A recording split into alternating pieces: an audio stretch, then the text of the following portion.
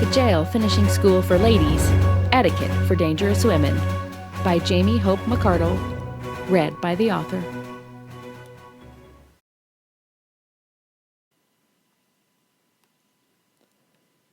Chapter 2, Danger to the Gates of Hell. It is never too soon to consider what your life is about.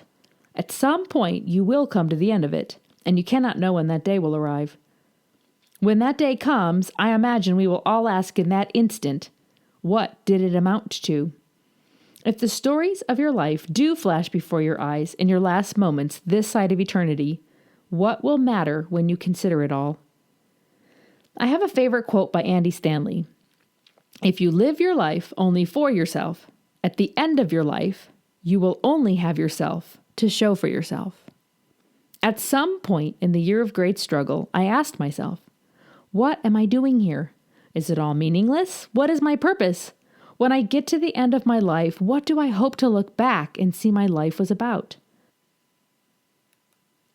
I had always wanted a meaningful life. In high school, I thought that would come with being the best, or in an upper tier of a field, success. I decided against going into music as a major study because I knew I was average at best at playing violin. Then I decided at least having work that mattered, an engineer to create useful things, a medical professional who would save lives, any career that had a vital impact on the world. I struggled deeply with my passion for music and the fact that I might not be incredibly successful or have much useful impact in the world. Yet that seemed to be what I was constantly being steered toward in all the signs around me.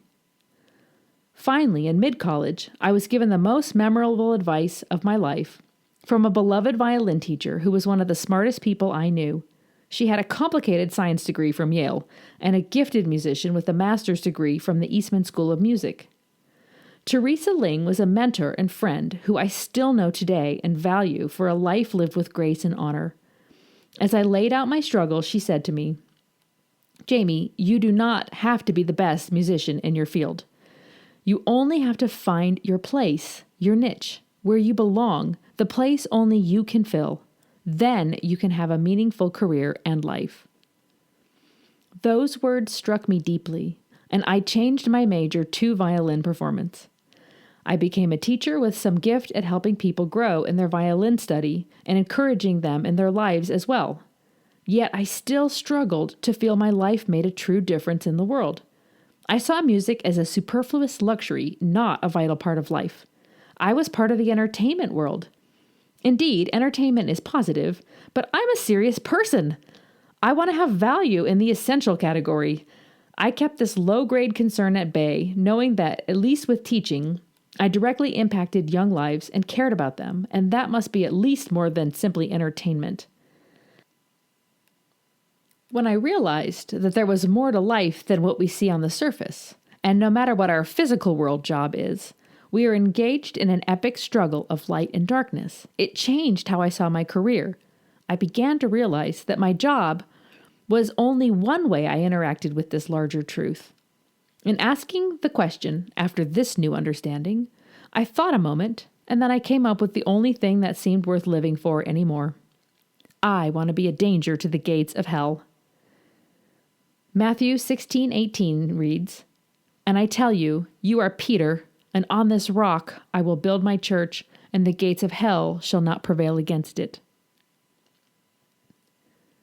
Jesus spoke of the gates of hell. Gates are defensive. They keep things both out and in. They protect something behind them. If the gates cannot prevail, this means they will eventually fail. And the church itself is what Jesus says will break through.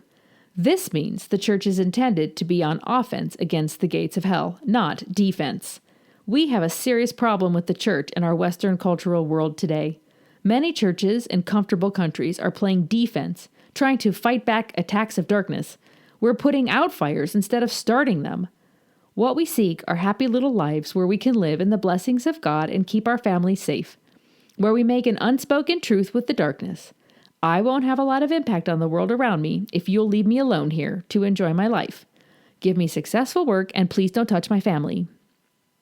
Many things could go wrong with this way of living. It deceptively feels safe because the agents of darkness do have a lot of freedom to operate in this fallen world. Since we are all in enemy territory, it can seem like a good diplomatic play to opt for a peace treaty with the ruling forces. But the agents of darkness only lie, steal, kill, and destroy. They are not honorable, and once you make the deal, you begin to live double-minded. You aren't really honest with God anymore, because you have this other life you know isn't really right, so you lose your close, intimate connection that you need the most living in enemy territory.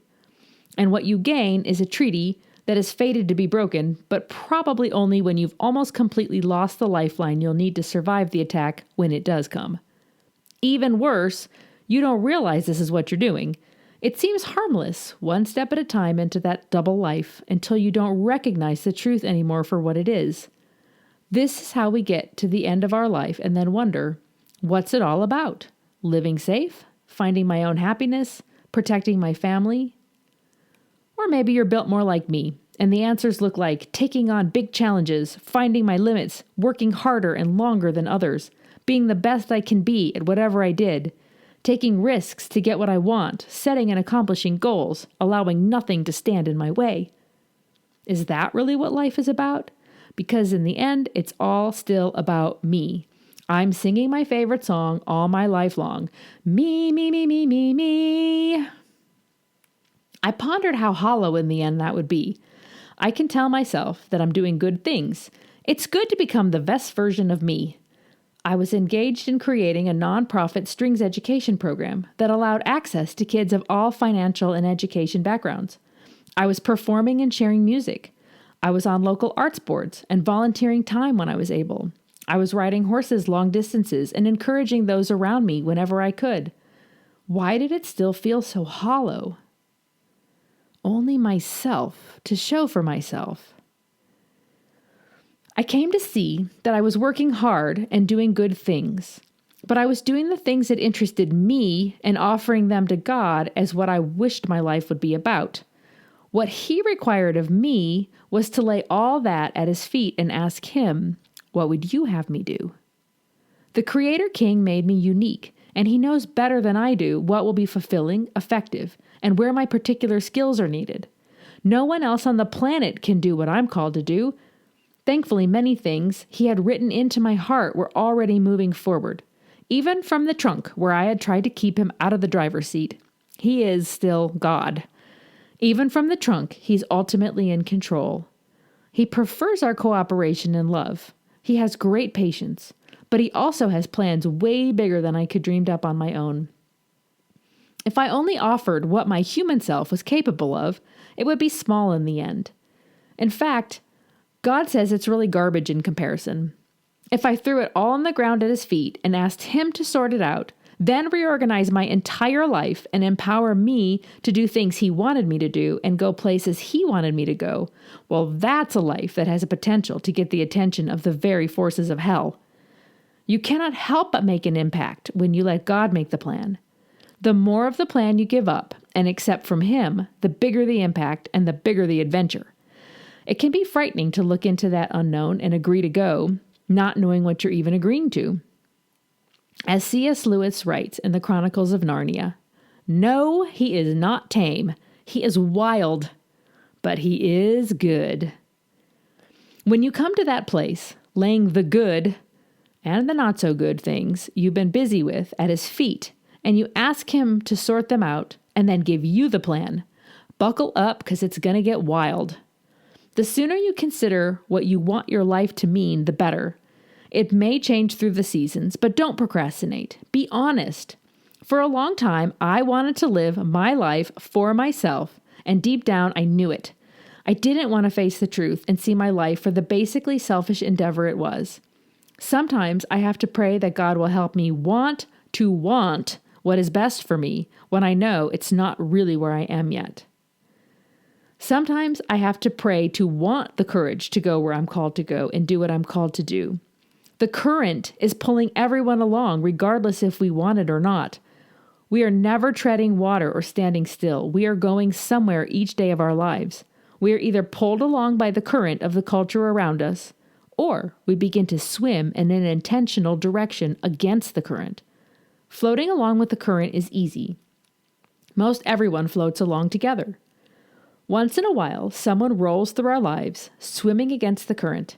It looks hard, and most people can't understand why one would bother. Swimming takes great strength.